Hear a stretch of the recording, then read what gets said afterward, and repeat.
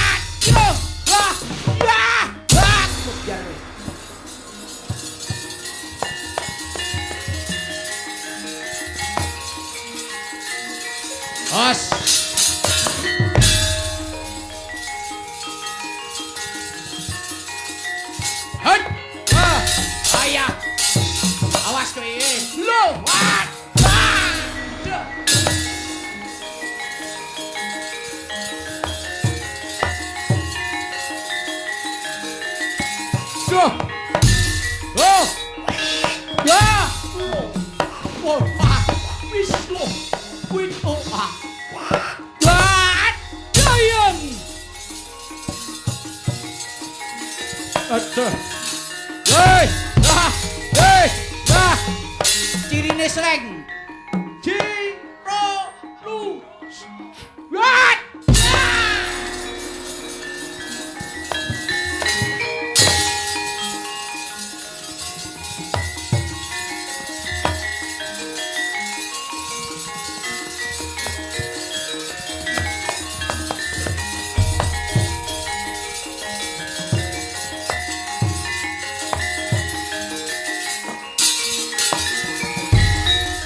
Pandya bala Pandhawa byok gumulung manglung siring sata Kurawa kambah gungge srukatiti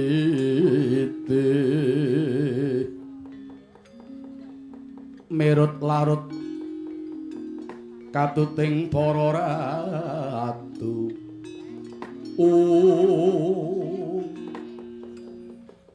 Amuk Suramrata Jayamrata hayo maju sapa? Raja Pringgondani Prabu Anom Gatotkaca. Lho. Anak kula nang Gatotkaca. Kapara nyata. Maju. Maradyagi hayu tanding tiyasa kelawan bocah Pringgondani. Candhak sebreke mrutuk balungmu kelakon kowe barat.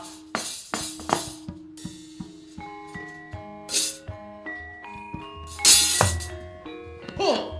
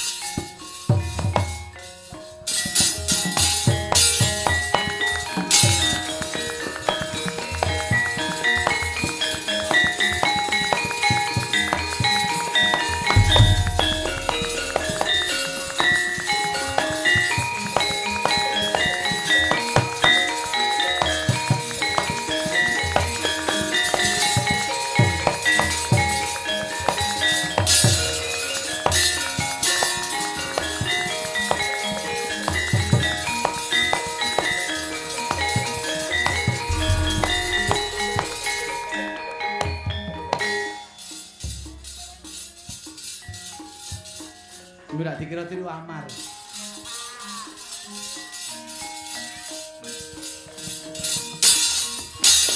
Hop! As!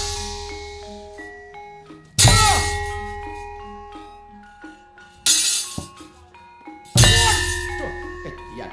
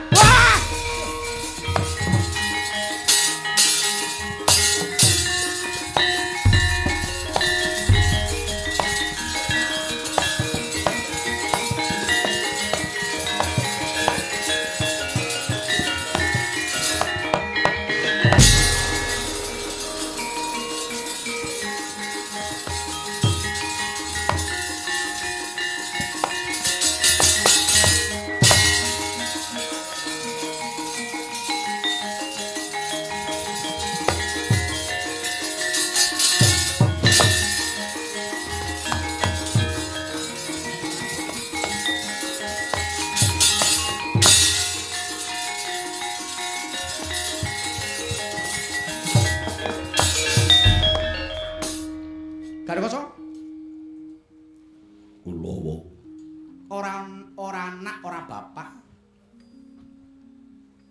Angger wis mabut ing Rananggana. Kabeh para wadyabala Kurawa padha sumingkir. Saiki ora kuwo tanding marang rodane bocah bagus sing paling gondani rak ngono. Inggih.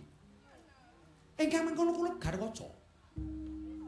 Ora perlu kita terusake nggih ora pantes lan ora prayoga sebab sira kula pinaka dadi senopati ning nagara iki malah kajaba saka iku. Wong tuanira yaiku si Werkudara bapakmu. Sayekti ora bakal magut ing Rananggana malah ngunduri saka Palagan, Nggir. Sajake isih ana tandha-tandha bapakmu kepengin gayuh marang nugara kang bakal tumurun. Inggih, Wo. Manut saka pangarasaku. Manut saka pangarasaku, Nggir, jebeng tetuka. Kados Mbah Narta Sabda. Ya sok-sok kudu ngono ya, Nggir, aja kaya Pak Anom terus ya, Nggir. Inggih. Ingkang saka iku Garwaca. Mono diagaya bare saimbit masalah punika Mandurwati nututi bapak menyang ndi playune Garwaca.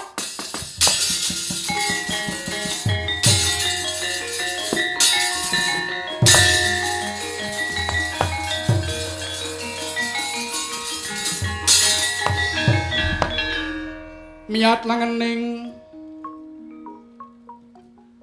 kalangyan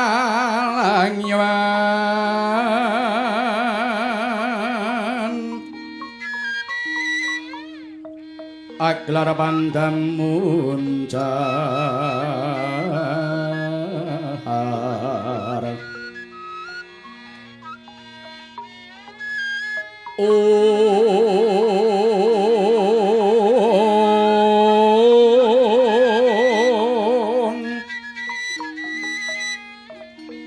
tinon lereke kunang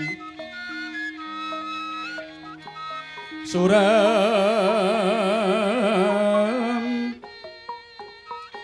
soroti tanpa hadang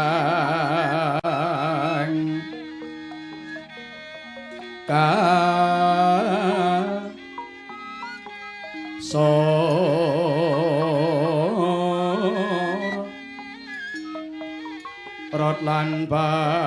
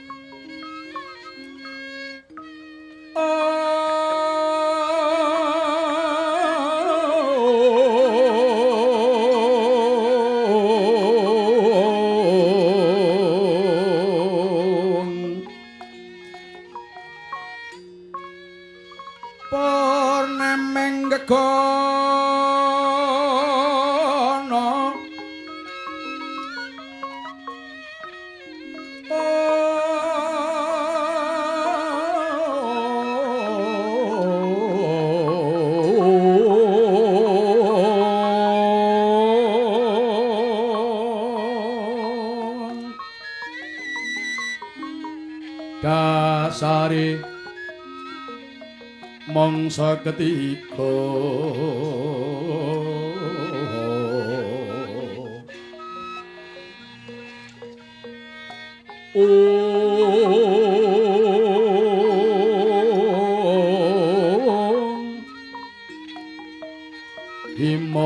himohana wengi ring ujung hancala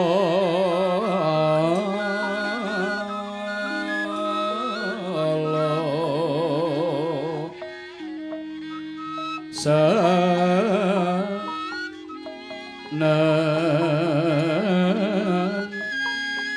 hakarya wigena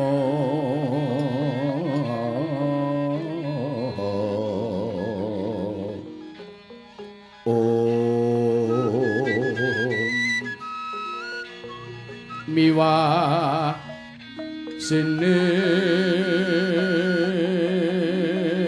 wana wraksa gunti nunu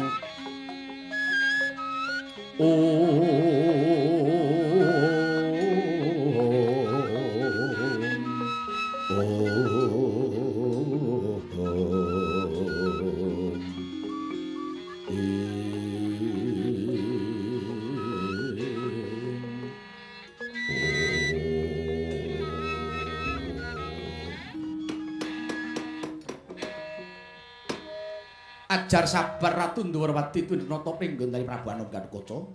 Maranata batin pancen ora gampang cipating titah. Apa maneh urip ing jaman saiki. Saiki wis kaya-kaya wis ilang rasa kesabaran. Anane mung tansah angong-songso nanging kurang permana, tundhane yen to kecandhak malah gelo kelawan kuciwa. Amarga kang tinuju durung ana ing kasatmata, malah kaya-kaya dadi parang lampita pacobane gesang ana madya alam donya. Mula sinebar ana ding carita wayang.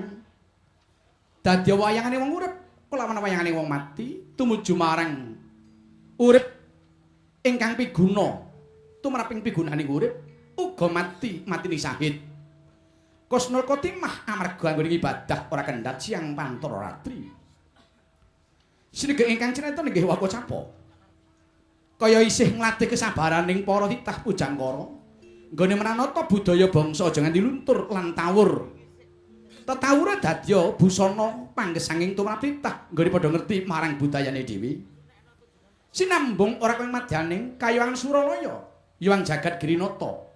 Kaya nembe mancorong manik maninten cahyane subar ana madyaning antariksa.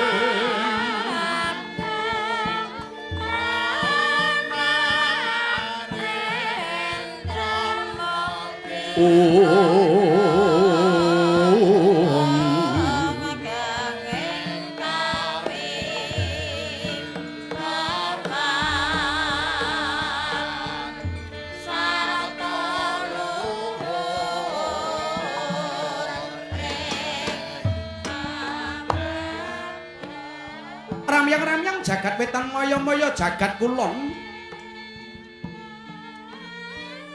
Dudu cahyaning Surya Candra ndaru kelawan Kartika nanging tuhuta punika gumelaring kayawangan Suralaya. Inggih winastan kayawangan Njong Gring Saloka ya Njong Giri Sailaka. Ya winastan Kela Sawarna ngondarandir bawana uga winastan Paku Jamur Kataliwarna. Ana padhang dudu padhanging rahina, ana peteng dudu petenging wengi. Wenganing paningal tansah kapandhuk ing cahya ngenguwung, wewangunan sarwi kaliling salju pethak bebanjaran. Dat gumebyar sinila pucuking Gunung Himalaya ingkang katingal manjila pucuke.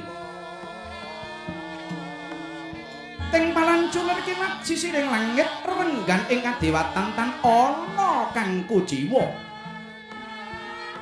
Kuning gading sinangga mirah delima. Kalamun Cinandra yayah peksi podhang lumayang ora rentengan Nilawerdi kinapir Praba. Prabawane anelai imbanging Gunung Himalaya. Bali araras Marcukundha winangkon candhi-candhi tunda-tunda talundhake katingal inggil. Giri Gora saka guru kekayon kang mawa teja. Ompak Geng Sela Kresna kang kembar warna. Jarambah sarasah lan bebatur ingkang sedayake semboja bang jejebinan. Pinajaran lintang pinanjer siang pantoro titan kendhat hamung kudup sekar kastuba. Ingkang kinarya tetenger lamun tumegar pratandha raina yanta kuncup pratandha biru. Lah sinten ta wae ingkang dadya gegunungan ing Kayuwang Suralaya? Wenang kena cap wisik Sang Hyang Guru ya Sang Hyang Girinata, ya Sang Hyang Jagatnata. Ya Sang Hyang Jagatkarana, ya Sang Hyang Caturboja. Ya Sang Hyang Nalikanta, ya Sang Hyang Pramana Siwa. Ya Sang Hyang Manikmaya. Tuh Sang Hyang Guru ingkang angraton wonten madyaning kadewatan. Nuju lenggah mangkal dadhep ing Raka Sithik mangudal-udal Sang Narada. Ya Sang Resikanika putra. Mangkono wijang-wijining pangandika pukulan Bathara Guru kang dikawya sing lisan.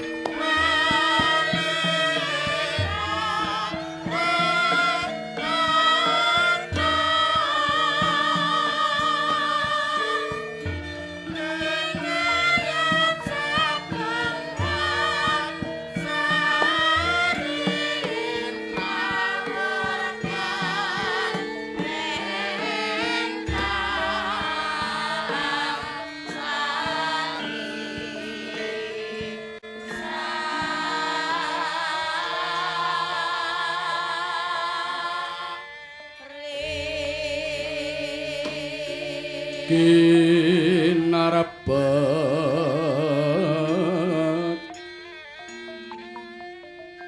padaya yuwaranan nira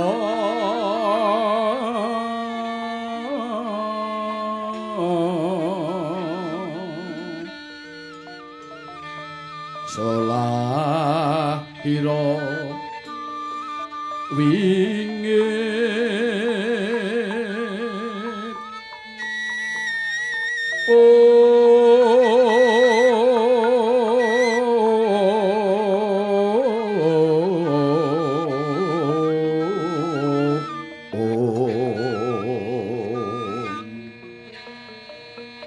Lirwito dari nurun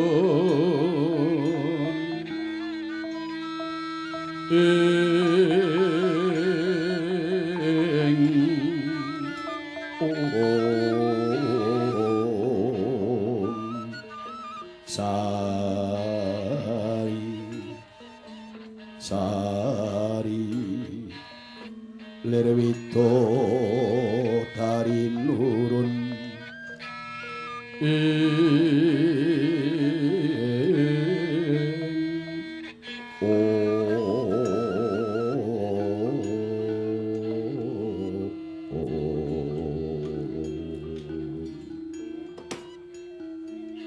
Kula nuwun Adi Guru. Wonten timbangan dawuh ingkang Raka Sithik pangudal-udal katimbalan sowan ngabiyantara ngasanipun Paduka Adi Guru. Kakang Narada, nuwun kula. Punapa ta sababipun? Kula suwun rawuh paduka wonten Kayewangan Jenggring Saloka. Kayewangan beneh kaliyan padatan punika menapa Kakang Narada? Oh, inggih. Punika Adi Guru. Gara-gara ngasih mundhul wonten madyaning Kayewangan Jenggring Saloka, muhung kajawi lekasipun titah pujangkara pun Werkudara. Anggenipun mapan wonten madyaning suku ngarga jamur dipun nyuwun nugrahaning jagat ingkang tumurun ingkang sinebut Wahyuning Senopati. Mongko kasunyatanipun titah pujangkara para Werkudara anggadhang Wahyuning Senopati kepengin madeg senopati ingkang saged mbetengi dhateng negari Ngamarta. Ing wekdal sakmangke negari Ngamarta nembe ketaman dauru rengkaning bawana kenging wujuding pagebluk mayangkara. Kathah titah ingkang sami ninggal dhateng kautamaning agesang. Luru boga tanpa ngangge tahada piwulang agama.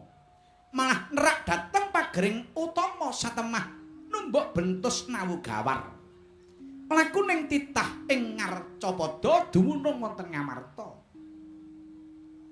Mangka Werkudara gadah kewajiban pinangka senopati ngayomi bumi pertiwi labuh negari tanpa melek dhateng gendong kaliyan lali mong maligi njejekaken dhateng jejering senopati.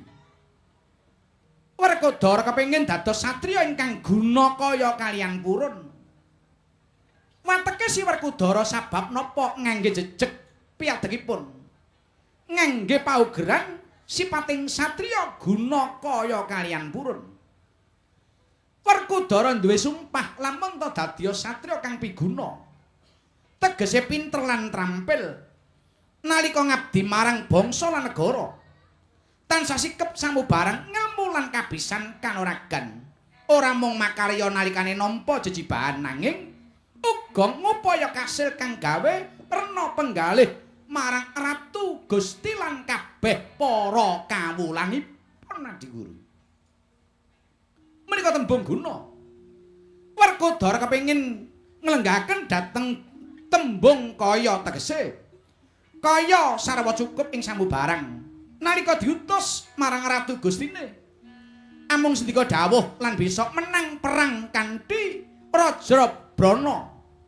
Ingkang sampun knukup dhateng peperangan nanging ora kagem pribadi. Sedya dipunakinaken dhateng negari tuwin para kawula negari sami Adi Guru. Dene kang wekasan Werkudara njejekaken tembung purun tegese wani duweni watak ingkang satriya. Dadi pangareping prajurit prasaja jujur tur irit ngorbanake jiwa lan raga kanggo negara tanpa pamrih. Tegese ramping gawe sepi ing pamrih. Mila Adi Guru kula pitados lamun to madu Adi Guru maringaken nugra dhateng pun Werkudara. Para Werkudara sampun emet dhateng pawitane wong ngasta praja. Werkudara sampun eling pawitane disumpah dadi prajurit senopati negara. Nganggone sifat patang perkawis prasaja, sentosa, wibawa kaliyan wicaksana. Nalaripun Kakang Narada. Nalipun katen Adi Guru. Punapa to sababe Werkudara paugeranipun ngangge prasaja? Sakabehing tumindak tandang tanduk Solabawa. Muna-muni mung tansah lugu nuragi nawe gawe kang mahanani dadi wagu. Niku Werkudara mboten seneng. Kabeh katindakake kanthi apa mestine ora mung sabab nuruti marang pakartining hawa nafsu. Niku ingkang diarani prasaja. Ingkang pindhone dipun wastani sentosa. Lire sentosa lair kelawan batine. Sentosaning lair binudi daya srana ngolah marang raga. Sabab yen ragane ora sentosa, ora wurung, Werkudara ora bakal bisa anindake kewajiban anggone dadi satriyaning negara Adi Guru. Wandene setosaning batin binudi srana demen ngudi marang olah rasa lumantar kawruh lan ngilmuning agama. Ingkang tundhone jeneng Werkudara lan satriya ingkang hambek pandhita bisa nindakake marang laku darmaning satriya utama hambeke pandhita Adi Guru. Kawula inggih Kakang Narada. Lajeng ingkang kaping 3, wibawa sipating satriya yen tan sinung kawibawan prasasat aji godhong jati aking. Wondri piranti ning kawibawan Werkudara sampun kersa lan purun kanthi srana hukum kelawan ganjar nindaken dana wesiasat Nurambau dhateng kapine nadyan yen bebrayan to pranyata labuh marang negara wajib diparing anugrahan. Ewadene nadyanto Sentana kulawarga nek nerak pagering kautaman. Werkudara satriya ingkang njirkaken dhateng hukum Kulawadi Guru. Bumi goncang kancing langit kelap katon. Lir kincang ing risang maweh gandrung.